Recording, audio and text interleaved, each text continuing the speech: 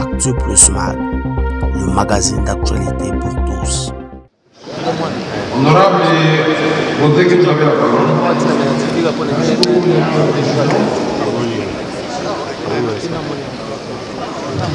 Honorable Président, honorable député, chers collègues, ma question orale après le débat adressée au ministre de la Santé publique et de l'Assistance sociale a été déposée en 2020, c'est-à-dire à la session, mais n'a pas été traitée en ce moment-là. Elle a été renvoyée à ces jours. Et donc, il y aura des éléments d'actualisation qui vont pouvoir intervenir pendant que je serai en train de vous poser ces questions. Néanmoins, c'était à l'occasion des vacances parlementaires que j'ai été en contact avec la population et j'ai pu épingler cette problématique de la mise en œuvre de la gratuité des accouchements et des soins de santé au nouveau-né. Ainsi, il m'a été rapporté, lors de mes échanges avec la population, que les accouchements dans les territoires, évidemment, il m'a été fait savoir que je dois lire la question, mais c'est cette histoire de l'effet. C'est l'histoire de l'effet. Alors, en effet, je disais qu'il m'avait été rapporté lors de mes échanges avec la population que les accouchements dans la circonscription électorale de Mouchi, dans la province de Maïdomé, n'étaient pas, les accouchements étaient pires, y compris les soins post-nataux et nouveau-nés. J'ai donc noté que la gratuité de la maternité dérivant de la couverture santé universelle, telle qu'organisée par l'ordonnance loi numéro 23/006 du 3 mars 2023, n'est ni effective ni continuer l'argent avec la population que les accouchements ne sont pas gratuits.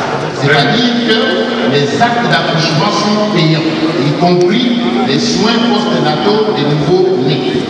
J'ai donc noté que la gratuité de la maternité dérivant de la couverture santé universelle telle qu'organisée par l'ordonnance loi numéro 23/06 du 3 mars 2023 n'est ni effective ni visible. Ça, c'est les cas. Et pourquoi? D'une part, les structures sur les 60 qui comportent la zone de santé, des mouchis, des signataires, des contrats avec les fonds de solidarité de la santé, n'ont touché ni fonds de démarrage de la gratuité de la maternité, on appelle bonus de démarrage, ni frais de fonctionnement permettant l'approvisionnement en produits pharmaceutiques et la prise en charge des nouveau-nés. D'autre part, les 39 structures non concernées par la gratuité de la maternité, parce qu'elles n'ayant pas signé le contrat, font payer normalement l'accouchement et les soins au nouveau-né. Donc, l'absence des médicaments et la démotivation du personnel soignant constituent à ces jours les facteurs d'augmentation des risques de la mortalité maternelle et néonatale. Somme toute, avant la gratuité de la maternité, la vie peut paraître comme après l'arrivée de la gratuité de la maternité à Mouchi, dans la province de Maïdomé et dans d'autres provinces de la République démocratique. Et pourtant, la vision du président de la République, telle qu'elle est consacrée dans le pouvoir du gouvernement, prône la garantie de l'accès aux soins de santé pour tous, dans l'objectif de développer l'espérance des milieux privés, et c'est en étendant la gratuité des accouchements et des soins pour nouveau-nés dans toutes les provinces. C'est pourquoi je pose la question principale et 6 questions subsidiaires au ministre. La première question, à la représentation nationale. À ce jour, donc, les taux de couverture de la gratuité des accouchements et des soins au nouveau-né par province sanitaire et par zone. Comme question subsidiaire, pouvez-vous, Monsieur le ministre, expliquer à la représentation nationale les mécanismes de mise en œuvre de la gratuité des accouchements et des soins au nouveau-né? Deuxième question subsidiaire, dans ces taux de couverture à dégager, pouvez-vous indiquer les proportions des établissements de santé de l'État et des privés ayant signé le contrat? Que pensez-vous, Monsieur le ministre, du constat selon lequel, avant la gratuité de la maternité, égale l'arrivée de la gratuité de la maternité du point de vue de son impact social? Cinquième question subsidiaire. Comment évaluez-vous, Monsieur le ministre, à ce jour, la mise en œuvre de la gratuité des accouchements et des soins au nouveau-né? Est-ce une réussite ou un échec? Et enfin, que comptez-vous faire dans l'avenir? Honorable Président, quelles sont les questions que j'ai pu poser au ministre de la Santé, Santé publique, Hygiène et Prévoyance sociale? J'ai dit je vous remercie. Honorable membre du bureau de l'Assemblée nationale, honorables députés nationaux représentant l'unité du peuple, je voudrais avant toute chose saluer et remercier l'auguste Assemblée pour l'occasion qui m'est offerte de pouvoir exprimer devant elle ce jour. Ma présence ce jour se justifie par la question orale avec le débat qui m'a été adressé par l'honorable conseiller Philippe Freddy, que je remercie pour l'intérêt qu'il porte à la mise en œuvre effective du programme de la gratuité des accouchements et des soins de nouveau.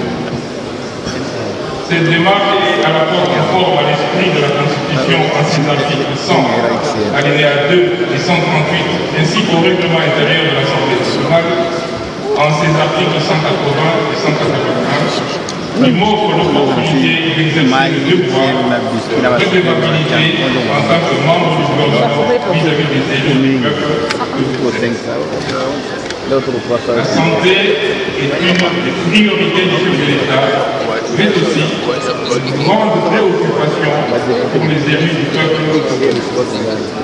Aujourd'hui, ma présence dans cet hémicycle est certes pour donner une réponse à la question posée, mais aussi et surtout écouter les élus du peuple sur les réalités de terrain du secteur de santé en général et du programme de la gratuité des accouchements et soins de nouveau-nés en particulier, afin d'améliorer la mise en œuvre par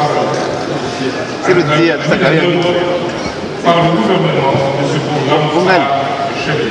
Honorable président de l'Assemblée nationale, honorable membre du bureau de l'Assemblée nationale, honorable député national représentant du peuple, le secteur de la santé est très vaste et complexe. Ma réponse se limitera aux seules préoccupations relatives au programme de la gratuité des accouchements et soins du nouveau-né soulevé par l'honorable conseiller et s'articulera successivement aux autres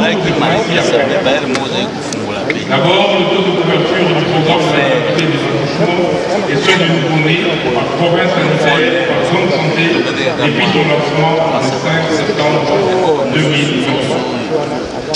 Ensuite, expliquer le mécanisme de mise en œuvre du programme de la gratuité des accouchements et soins du nouveau-né.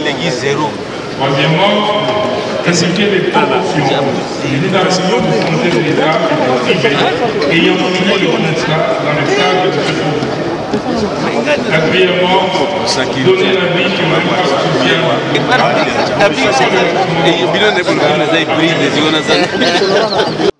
349 770 Kinshasa, 51 199 pour le Congo central et 25 636.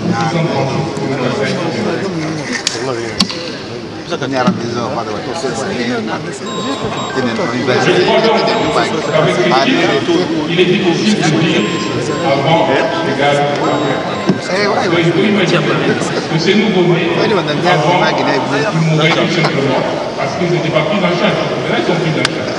Aujourd'hui, une maman qui accouche 10 litres peut avoir son bébé pour faire l'aliéma. Ne peut pas faire avant. L'aliéma, on va prendre des enfants dans le cadre de ce programme de la maternité. Honorable Président, je me suis demandé est-ce que je peux vous donner, nous apportons d'une autre amélioration. Et j'ai appelé, je vais la appeler après moi, Calais. J'ai appelé la responsable. Je dis quel est l'impact en termes de prestataires. Alors j'ai les chiffres devant moi, vous pouvez vous les partager. Et depuis qu'on a commencé le programme de la gratuité de la maternité, quand les BLM, avant, les médecins avaient un montant qui était compétent. Quand on payait les choses de gratuité, nous augmentons par la alors, Dr. Ekele m'a envoyé les chiffres. Je vais vous donner. Novembre 2023, sur la paye, c'était à quelle année moi, il y a eu une augmentation de la paye de 200 je vais vérifier tous les chiffres. Sur décembre 2023, une augmentation de 259,2 €. Janvier 2024, je peux aller comme ça. Je vais avoir tous les chiffres. Pour montrer que quand c'est bien géré, et quand c'est bien financé, il y a une augmentation au niveau de ce que l'on peut redonner aux structures de soins. Je rappelle que les hôpitaux comme Ngaliema, Maïmo et le frère recevaient à peu près plus de 80 $ à 100 000 $ chaque mois. Quand on s'est payé régulièrement, je vais vous dire pourquoi je fais cette remarque. Et cela, en plus de ce qu'ils faisaient, parce que nous avons retiré aucune activité des structures de soins. Nous avons seulement dit que nos mamans, que de nouveaux-nés ne payent plus, nous payons à leur place. Pourquoi nous avons dit ça? Parce que le président, la loi que vous devez voter ici en 2023, crée une structure du système d'assurance maladie nationale avec un système qui était distributif avant, mais qui est devenu contributif. Et dans ces assurances maladie, il y a une partie qui est réservée à l'assistance aux personnes vulnérables et aux personnes économiquement faibles. Nous avons été posés enfin, c'était quelles sont les perspectives. D'abord, honorable député, il n'y a que deux choix. Le premier choix, la maman continue à payer. C'est une chose qu'on peut faire dans ce pays. Le deuxième choix, nous mettons en œuvre la loi qui dit qu'il y a des personnes vulnérables, des personnes économiquement faibles pour lesquelles il y a une mise en charge par très bien. Et donc, par subvention. Très bien. La réponse du gouvernement est très simple. Des mamans, on ne peut pas revenir à l'arrière, malgré. Parce que sinon, ça voudrait dire que les mamans recommencent à faire. Et cela, vous voyez bien qu'on va retrouver l'augmentation de la mortalité de la mère et de l'enfant. On va retrouver le système des bébés et des mamans qui sont gardés à l'hôpital et nous ne pouvons pas permettre ça. Je voudrais quand même porter à la connaissance de l'Assemblée que des études américaines ont montré que le paiement direct des soins de santé est la première cause qui fait tomber les gens dans la pauvreté. Dans les pays développés, quand quelqu'un doit payer seul ses soins médicaux, il tombe là-bas. Alors si cela est vrai dans les pays développés, imaginez pour nos mamans, imaginez pour nos bébés. Donc, les mêmes études montrent la meilleure façon de sortir les gens de la pauvreté, c'est de mettre la couverture santé universelle en place. Ça permet que les familles ne passent pas de dépenses catastrophiques. Les familles pensent mettre en place des conditions pour pouvoir payer. Donc, ce qui est notre engagement en tant que gouvernement, c'est de mettre en sachant les difficultés que nous avons. La première difficulté que nous avons, c'est la difficulté de financement. avez compris que nous avons élargi ce système en mixant le financement par le gouvernement et le financement par la banque. Nous avons mis ce système en faisant d'abord de la subvention comme priorité pour les personnes économiquement faibles et vulnérables. Cependant, pour l'information de l'Assemblée, je voudrais apporter ici une très bonne nouvelle. C'est que vous avez suivi le Conseil national du travail qui a réuni et qui a pris un certain nombre de décisions. Parmi ces décisions, le système contributif a été acté par la tripartite, c'est-à-dire par le banc syndical, le banc gouvernemental et le banc patronal. Et cette tripartite permet à ce que, au-delà de l'augmentation du SMIC qui a été porté à $130, au-delà de cela, la tripartite a convenu qu'on allait de 2,5% pour pouvoir payer la couverture santé. Et cela veut dire que le contribuable, le travailleur paye 0,5% et l'employeur paye 2%. Ceci devrait entrer en vigueur au mois de juillet et ceci pérenniserait le financement du système de santé. Honorable Président de l'Assemblée nationale, honorable membre du bureau de l'Assemblée nationale, honorable députés nationaux, dignes représentants du peuple, tel est l'essentiel de la teneur des éléments de réponse que j'apporte à la question de votre ordonnance. Merci. Monsieur le ministre de la Santé, Hygiène et Prévoyance sociale, vous voyez comment vous avez mangé? Au XXIe siècle, je trouve ça très anormal qu'une maman qui part pour donner vie et la dame perd sa vie. On doit se le dire, monsieur le ministre. Il y a un souci. Donnez-nous les détails sur les statistiques. Parce que quand on parle de médecine, il faut qu'il y ait des précisions. C'est une science exacte. Ici, on ne balbutie pas. On s'est dit, voilà, il y a telle chose, voilà ce qu'on a fait. Excellence. Monsieur le ministre, dites-nous comment vous faites les dispatchs de votre paquet. Expliquez-nous. Parce que même à la clinique Galema, je suis médecin de base à la clinique Galema. Je vais vous dire qu'il y a un souci. Il n'y a pas de scanner. Il y a des mamans qui viennent avec des malformations. Il n'y a pas un bon accouchement sans consultation prénatale normale.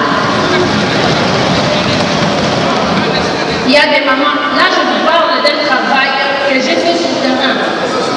Les mamans arrivent à la consultation pendant le 8 mois, elles ne font aucune échographie.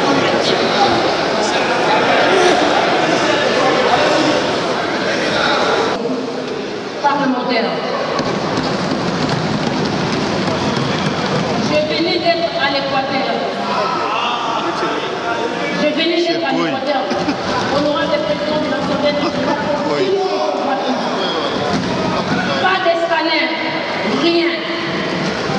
À Kinshasa, si vous allez à la clinique Galema, l'échographie pour les mamans, tu dois payer pendant qu'on parle de la maternité gratuite. Moi, j'ai tous les éléments que je mettrai à la disposition du bureau. Ces projets, là, on n'en parle pas, c'est un mouvoir. C'est un mouvoir.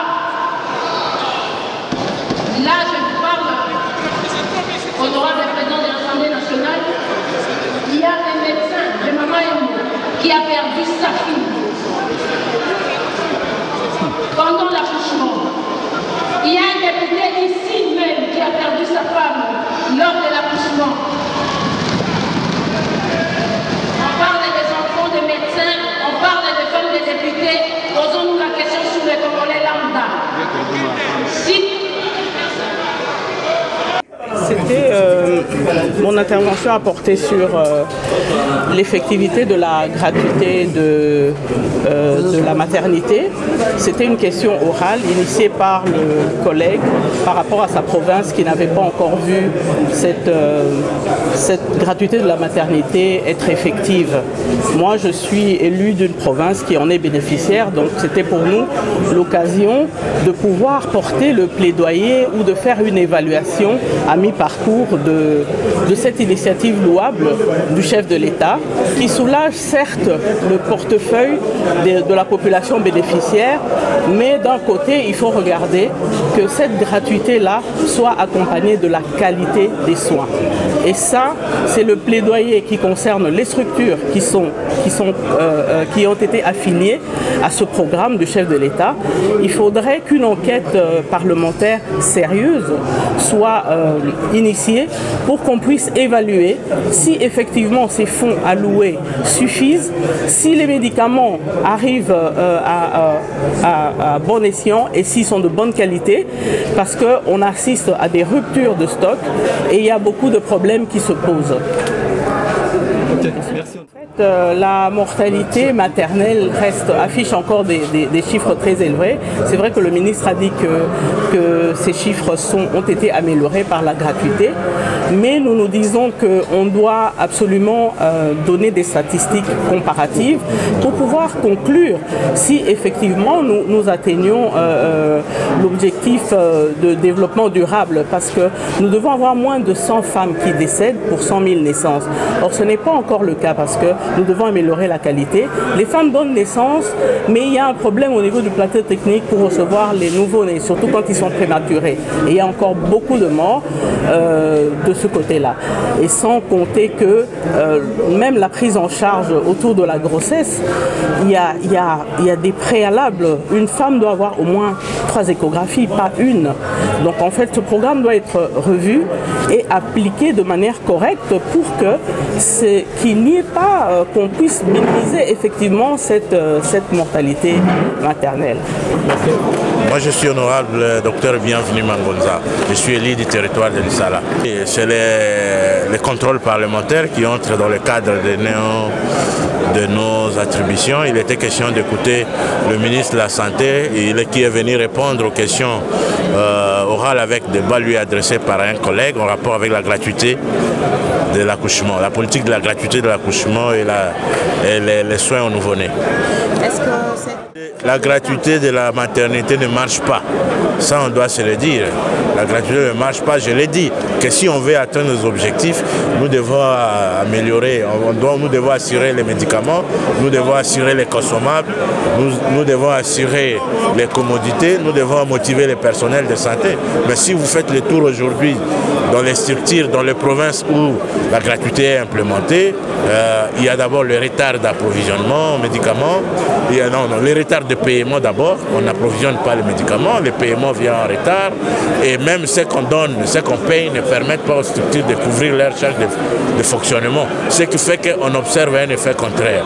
Les structures, les malades quittent les structures qui sont couvertes par la gratuité pour aller dans les structures où il n'y a pas de gratuité. Ils préfèrent aller payer que de venir dans les structures où il y a la gratuité. Donc il y a un problème. Quelle sont la précaution que l'Assemblée nationale a prise? Nous pensons que le collègue qui va conclure, il devra conclure par une mission parlementaire de contrôle où nous devons aller dans ces structures, voir comment recueillir les problèmes et formuler des recommandations justes. Nous sommes une autorité budgétaire, nous devons voir comment on peut allouer les ressources pour que cette politique marche. Mais le plus important, ce n'est pas la gratuité, parce que la gratuité, c'est un facteur de sous-développement. C'est le blocage, c'est d'aller vers l'assurance maladie obligatoire. C'est ça qui va permettre de prendre en charge non seulement les femmes et les enfants, mais prendre ensemble l'ensemble de la population en fonction des pathologies qui seront couvertes par l'assurance. Bon, premièrement, nous sommes contents de voir que nous avons repris avec les contrôles parlementaires parce qu'on nous avait promis que tous les mercredis, nous allons passer à cet exercice-là, mais après un bon bout de temps, ça s'est arrêté, on n'avait pas compris. Mais là, nous sommes contents de voir que nous avons repris nos anciennes habitudes, que chaque fois il y aura des ministres qui vont passer, les mandataires publics, et nous allons continuer cet exercice de contrôle parlementaire comme la loi nous oblige. Nous sommes contents parce que le peuple est en train de suivre. Et les questions que nous posons, ça provient de la population. De deux, les réponses que les ministres sont en train de donner, la population elle-même suit ces réponses. Donc nous sommes contents pour ça, parce qu'il y a une confusion dans la gestion de la chose publique. Nos électeurs pensent que ce sont les députés qui gèrent le pays. Non. Nous avons des attributions que la Constitution congolaise nous donne.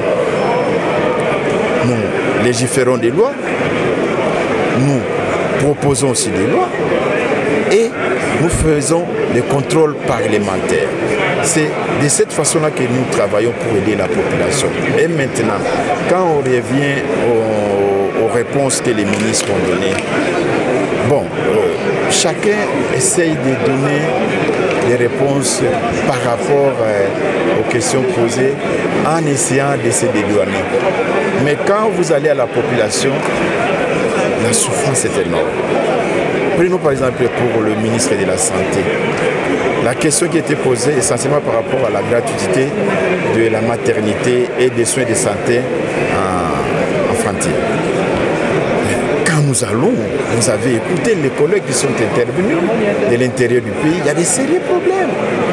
Là, il y a même d'autres territoires que les projets n'ont jamais commencé. Donc c'est un problème. Nous avons chez nous les découpages des zones de santé. Il y a des mamans qui traversent des kilomètres et des kilomètres pour mettre au monde. Ça dérange, c'est difficile pour ces mamans-là. Des fois, elles meurent en cours de route. Nous avons des centres de santé très très éloignés des villages. Alors, nous attendons ces découpages parce qu'il y a un projet de découpage des zones de santé et ces projets-là, il y a un collègue qui a posé la question. La province du Kivu, qui est ma province, est considérée comme la province pilote. C'est-à-dire on devrait tester dans cette province-là pour voir la suite, comment élargir ça dans d'autres provinces. Ce projet-là, j'ai dit. Mais jusqu'aujourd'hui, les projets sur la table du ministre de la Santé. Alors nous avons sollicité, avec l'apport de tous les collègues qui sont là présents, qu'on puisse commencer l'exécution de ces projets pour voir à la longue comment réduire les distances, surtout à l'intérieur. Parce qu'ici à Kinshasa, nous avons cette facilité de voir des centres de santé à proximité des maisons, des quartiers, des communes et des districts. Mais pas à l'intérieur du pays. C'est ça, nous voulons qu'on puisse avoir une politique et que le gouvernement essaye de protéger et la population de Kinshasa et la population de l'intérieur du pays. Tous nous sommes des Congolais. Moi, je n'ai jamais été élu ici. Moi, je suis élu du territoire de Boulungu. Comment est-ce que ma population peut être sécurisée du point de vue santé? Donc c'est comme ça que nous allons continuer avec cet exercice dans d'autres secteurs, bien sûr, pour voir un peu comment le pays est géré, quelle est la responsabilité de tout et chacun, des ministres, des mandataires, et de nous les élus du pays. Je vous en prie. Et intervenir par rapport aux flou qui existent dans le secteur de l'urbanisme et habitat quant à l'obtention du permis de conduire, vous le savez, et du permis de construire. Donc vous savez que aujourd'hui il est difficile de savoir quels sont les frais qu'on doit payer pour obtenir ces documents essentiels pour la construction, quels sont les documents à réunir pour mettre à la disposition de l'urbanisme et habitat pour l'obtention du permis de construire et quelles démarches il faut entreprendre. Il y a un flou total et les sommes qu'on débourse pour obtenir ces documents ne sont pas connus. Donc il y a ceux qui tirent les ficelles là-dedans.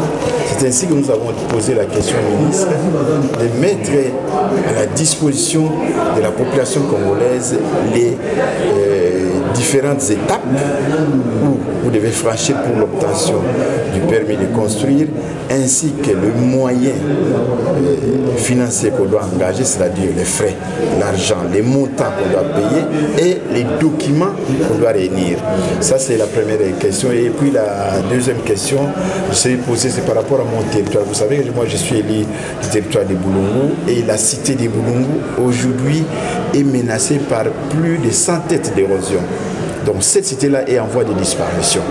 Alors j'ai posé la question de savoir quelles sont les mesures préventives que le membre du gouvernement, en l'occurrence le ministre de l'Urbanisme et Habitat, a pris, ou bien le ministère avait pris pour stopper ces différentes érosions.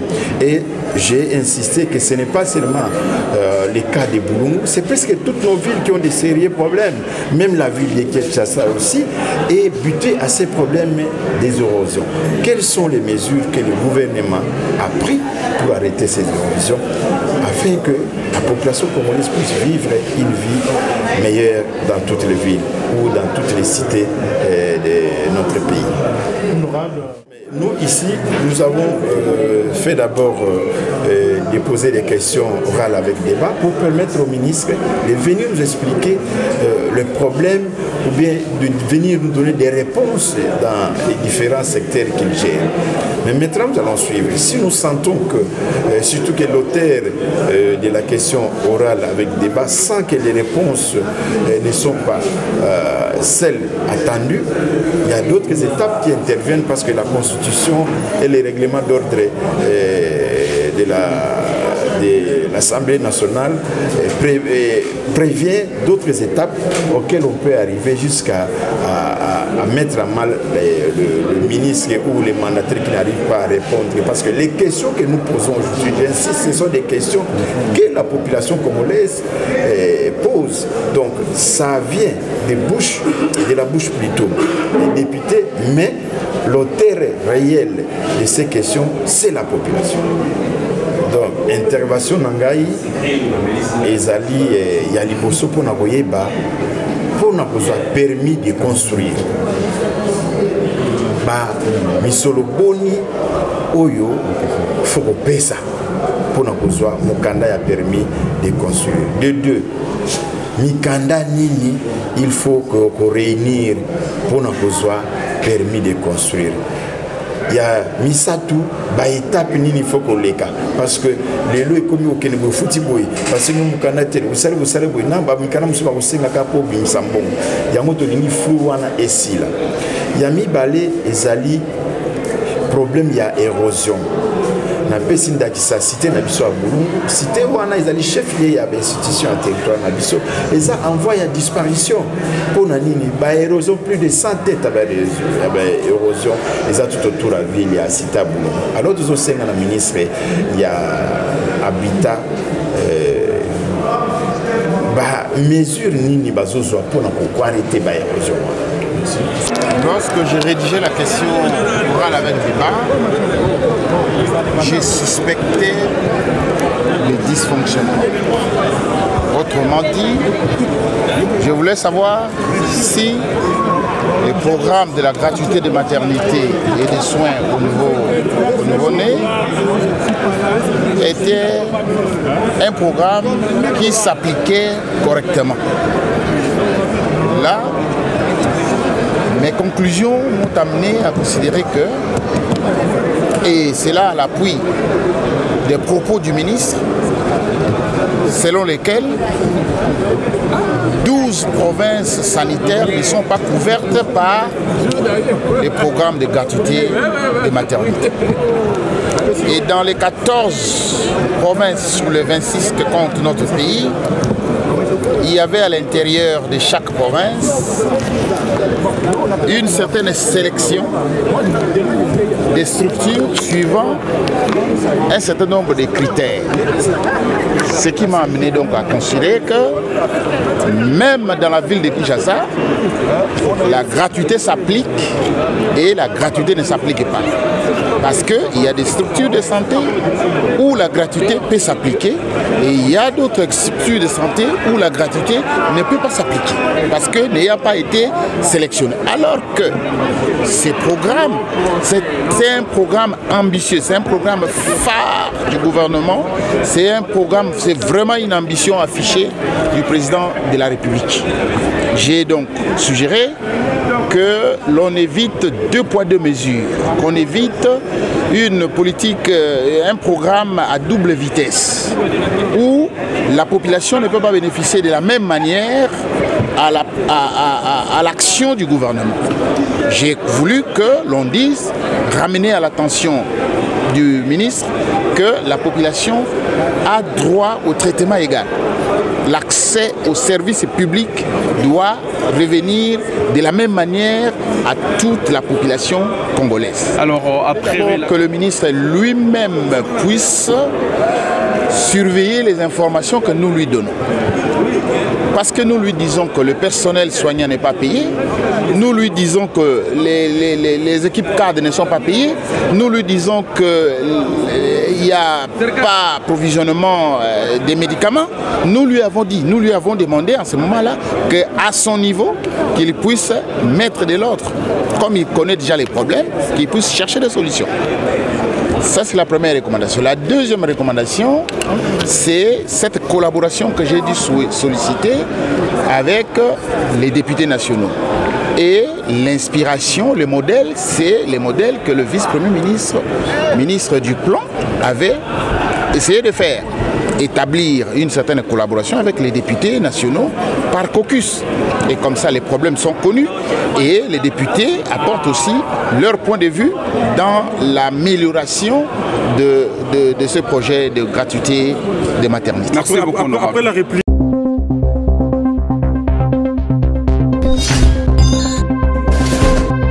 Actu Plus Mag, le magazine d'actualité pour tous.